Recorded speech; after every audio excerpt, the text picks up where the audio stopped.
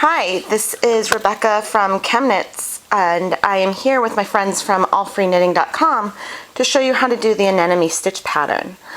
What I'm going to be showing you today are the 2 rows that are required to create these donut-shaped bobbles.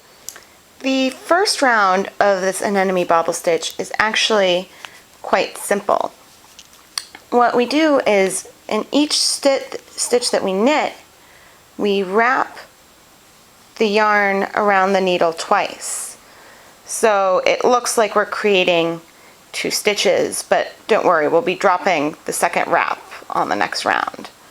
So we knit a stitch, wrap the yarn around twice, and this is what we do across the entire row.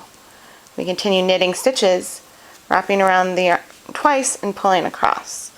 So I said before it looks like that we are adding stitches, but like any kind of drop stitch scarf, we're really just making elongated stitches.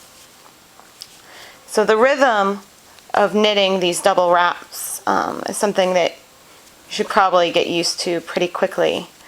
And it is the second round that I will show you that completes the bobbles.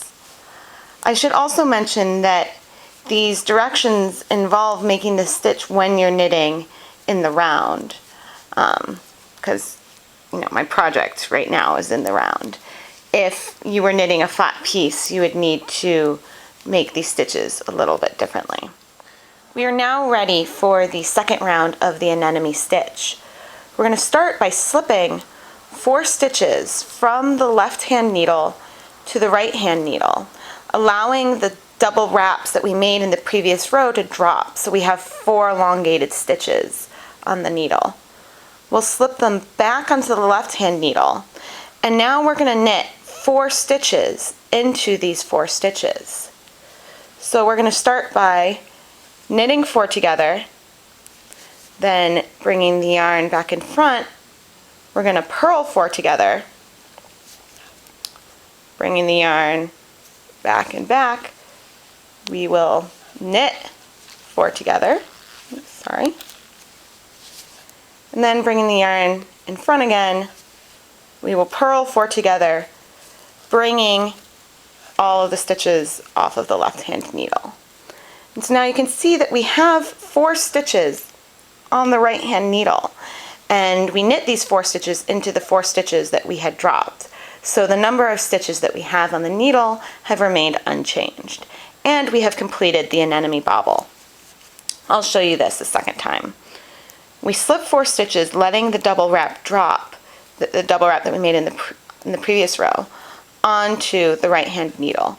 And the only reason why we're slipping the stitches is just so we can let those wraps drop. We put these 4 elongated stitches back on the left hand needle, and then with all 4 stitches we will knit 4 together, purl 4 together, knit 4 together, and purl, and then finally do one more purl 4 together, all into the same 4 stitches. So what differentiates this anemone bobble from other types of bobbles that you may have seen is that with a typical bobble, you're doing these multiple knits and purls into a single stitch, where in the case of the anemone bobble, we are knitting multiple stitches into 4 stitches so that we don't really lose or gain any stitches. So I'm slipping the 4 stitches, putting them back on the left hand needle, and now I am knitting 4 together, purling 4 together, oops, sorry, it's hard to do this one, knitting 4 together, and purling 4 together, and then bringing these 4 new stitches off of the left hand needle and onto the right hand needle.